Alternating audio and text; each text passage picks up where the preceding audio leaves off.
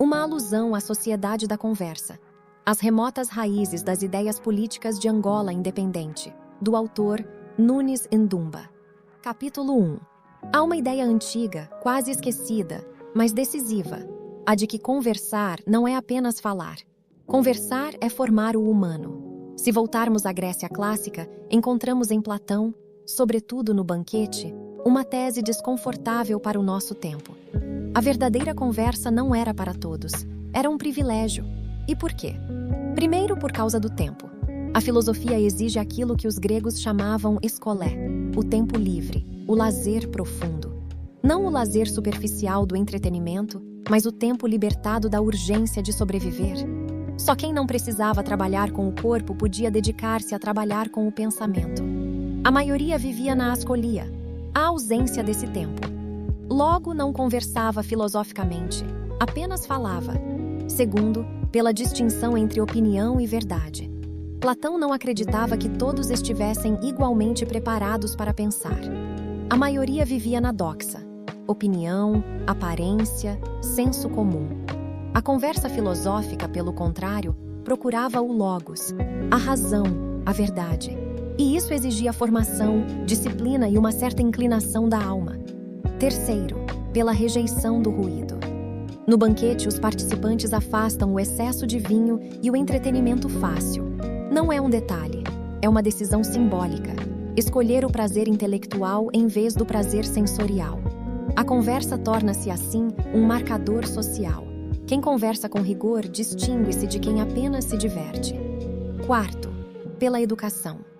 Ninguém entra num diálogo filosófico por acaso. É preciso formação retórica, lógica, literária.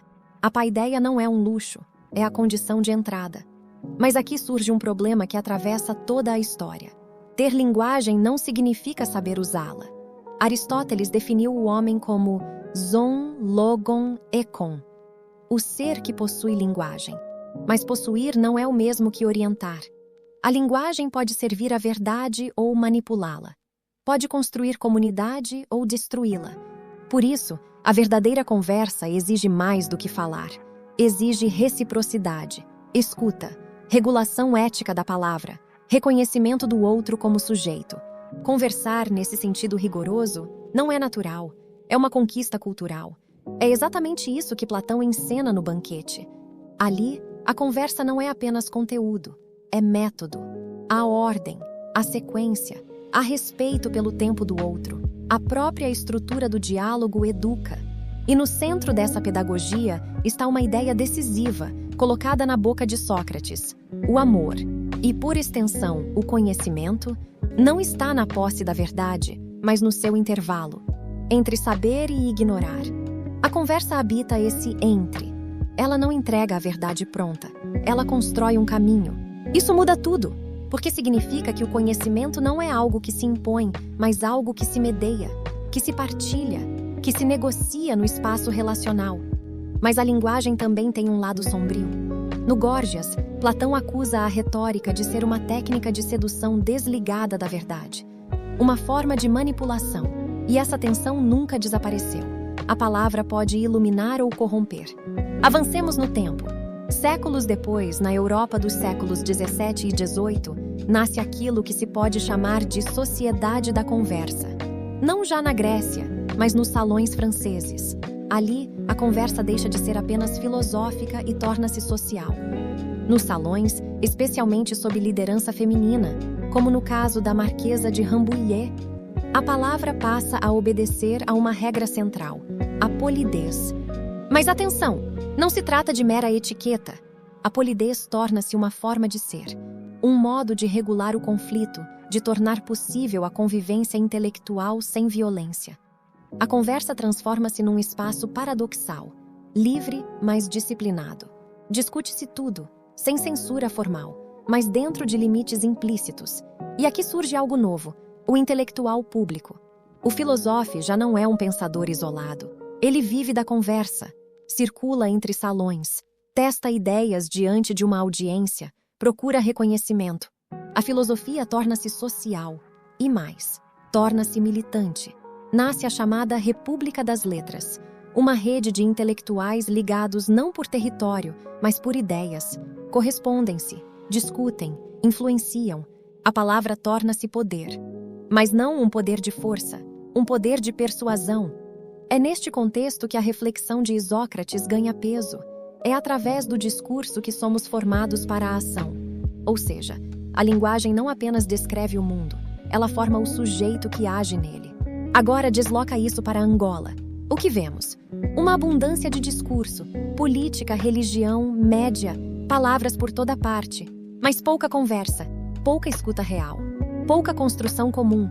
O espaço público é muitas vezes um conjunto de monólogos paralelos. Cada um afirma, poucos escutam. Entre os jovens, o fenômeno intensifica-se. A comunicação torna-se rápida, fragmentada, reativa. A lógica digital substitui a lógica do diálogo. Reage-se mais do que se pensa. E na educação? O problema agrava-se. Ensina-se conteúdo, mas não se ensina a conversar. Não se ensina a argumentar, nem a ouvir. Forma-se quem repete, não quem dialoga.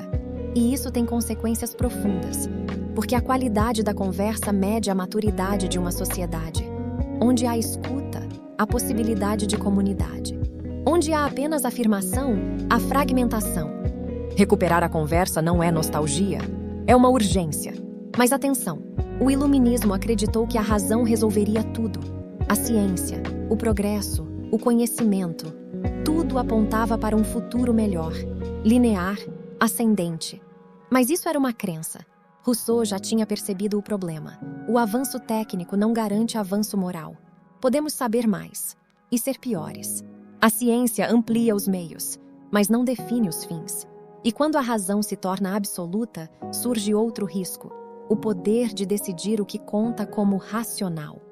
A conversa, então, deixa de ser busca comum e torna-se imposição sofisticada. A exclusão não desaparece, apenas muda de forma.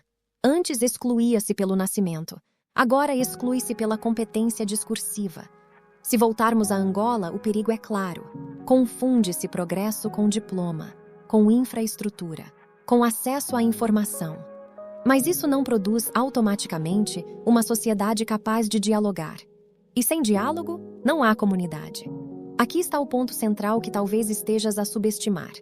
Não é a falta de discurso que fragiliza uma sociedade.